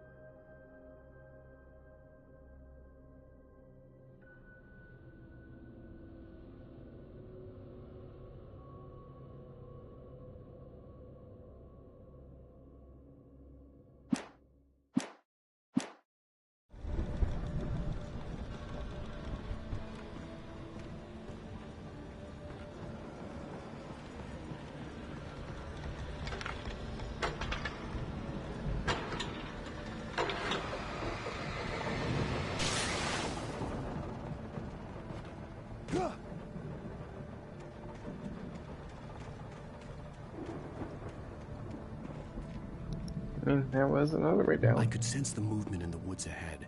Facing the enemy without a weapon was dangerous, but I had no choice.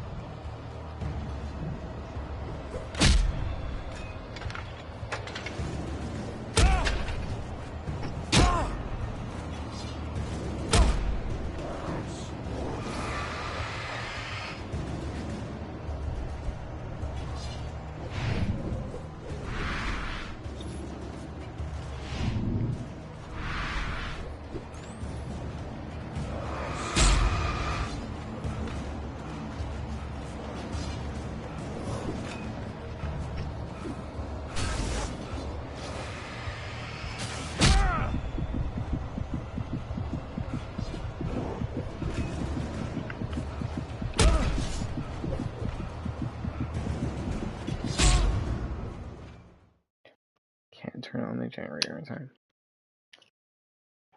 I could sense the movement in the woods ahead. Facing the enemy without a weapon was dangerous, but I had no choice.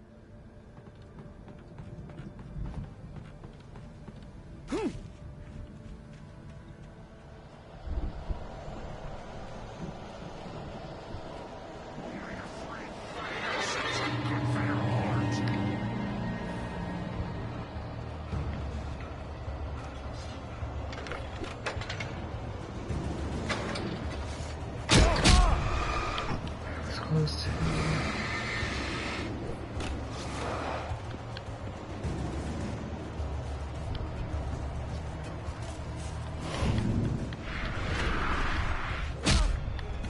come on. I have good aim with it.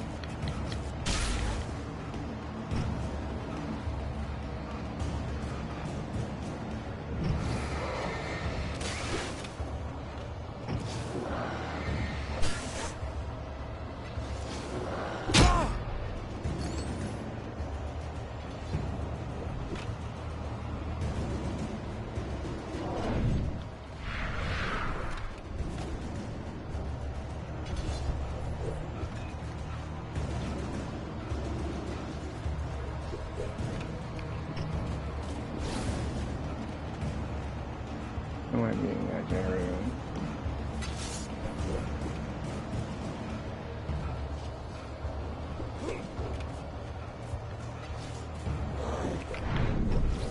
Get out of my way. Oh. Oh.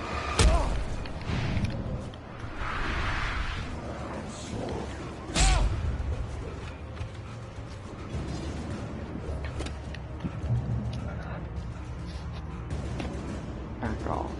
Now.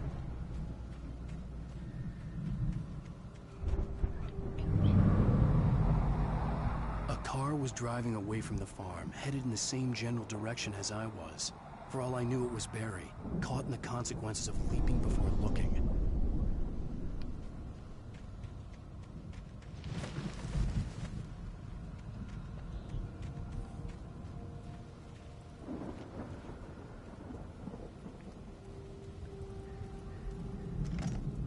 Duty flashlight. Battery. And thermos.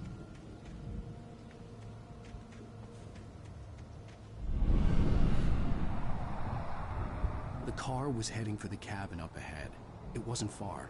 If it was Barry, I would see the damage soon.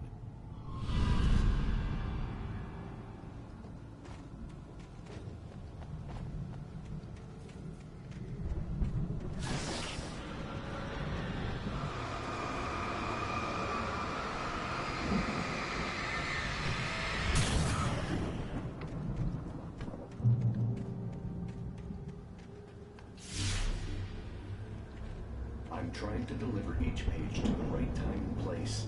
I'm trying to show you how the story goes. I had seen glimpses of the light before. The dark presence followed the choreography laid out to it in the manuscript, growing stronger and stronger, moving like a storm from one scene of destruction to the next. But it was still bound to follow the story and chained to the dark place it came from. When the story reached the end it longed for, it would finally be free.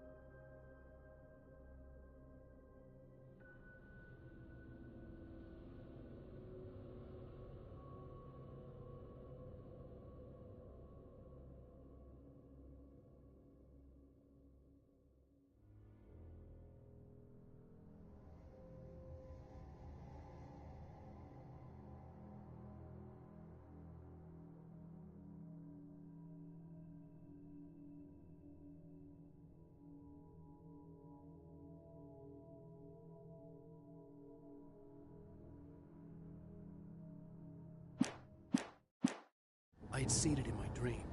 It was a strange spaceman or a diver in a bulky suit. He was the one who'd been placing the pages on my path.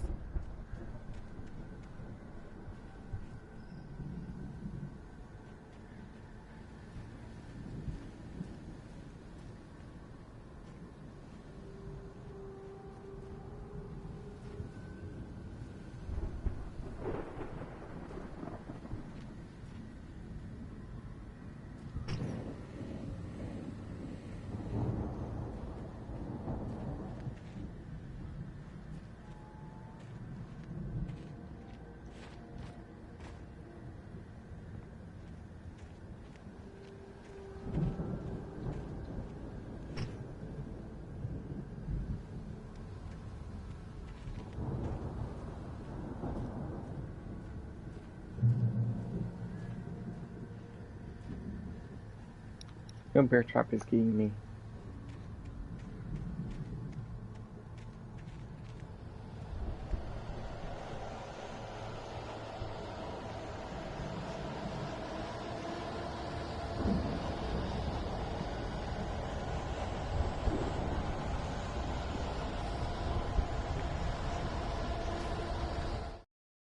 The storm raged on as the Anderson brothers walked unsteadily away from the clinic with the other patients in tow, knowing that this time they wouldn't return.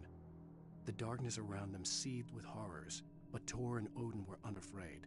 Their eyes glinted with guile. They knew every secret path, and there was blood on their hands. They had fought these shades before.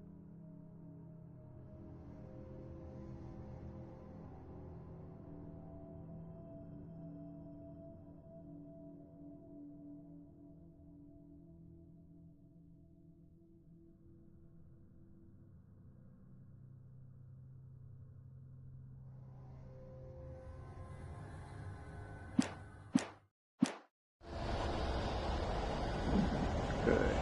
Gun.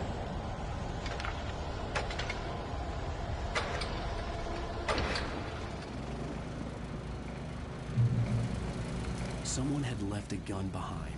Now I had a fighting chance of reaching the farm.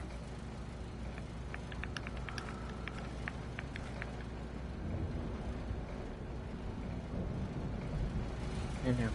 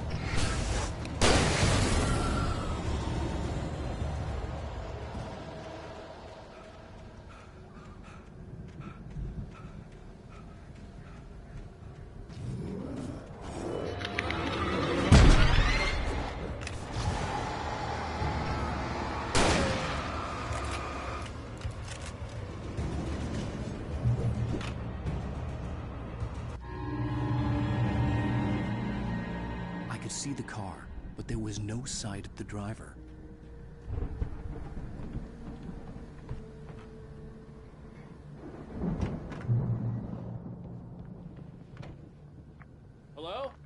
Anybody here?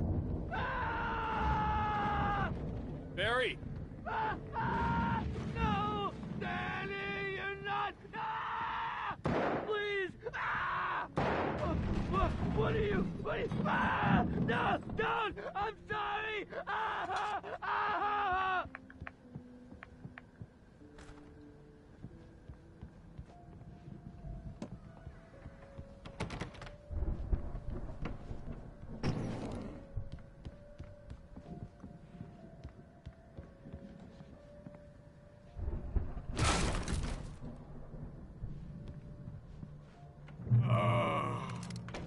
I know you.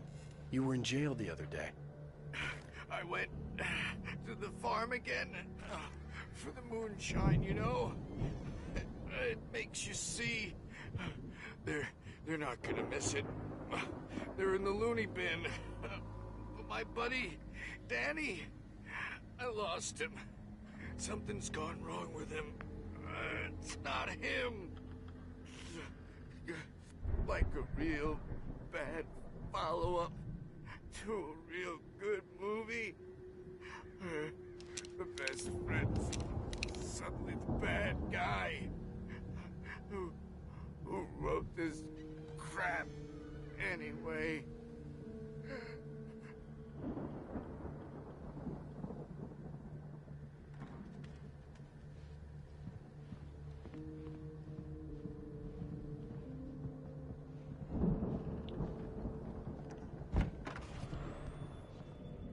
I've run through every possible course in my head.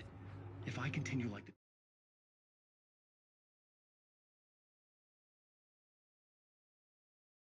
Dark Presence wants me to, the story I'm writing won't save Alice.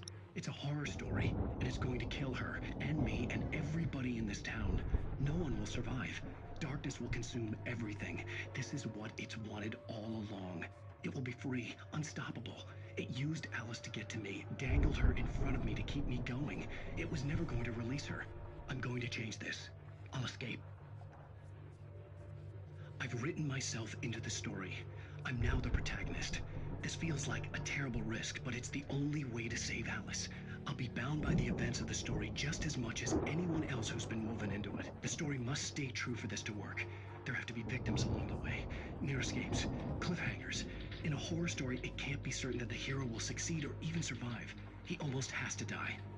I'll write my own escape into the story next. I need help.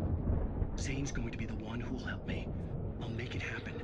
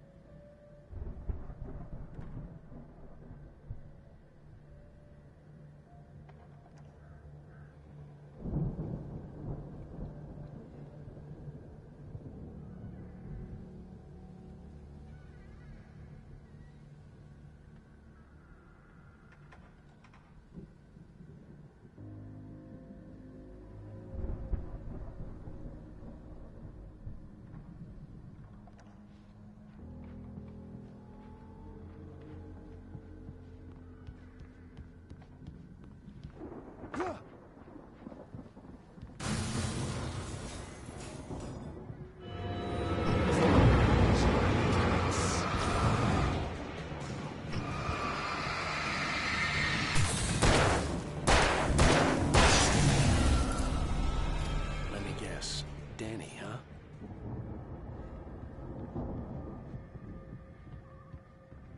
The front door was locked.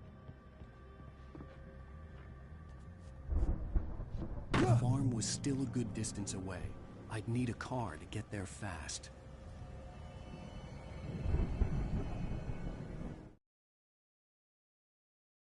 I might just end it now.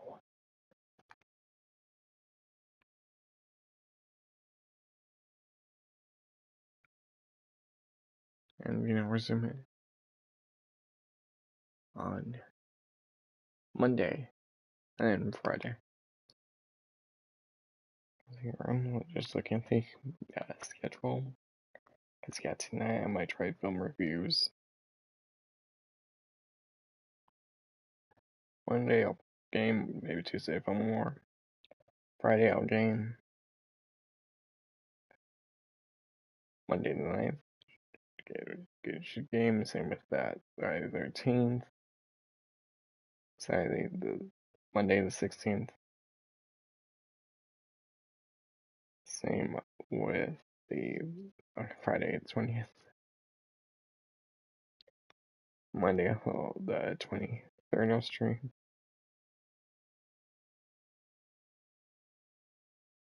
Christmas Day, I'll stream that day. Friday the 27th I'll stream. That will be my last stream of 2024. And the Monday the 30th, that'll be my last stream of the 2024. Yeah, Friday, January 2nd, I'll be back. But that won't be until like the end of the month. So you got a little bit more time. Alright, but yeah, anyways, I've been the one, the only alternate wolf.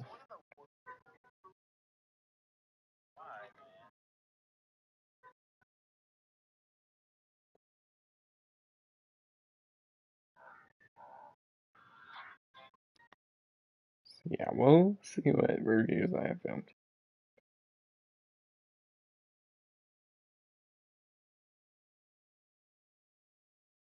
It's probably gonna be the newer stuff. Figures.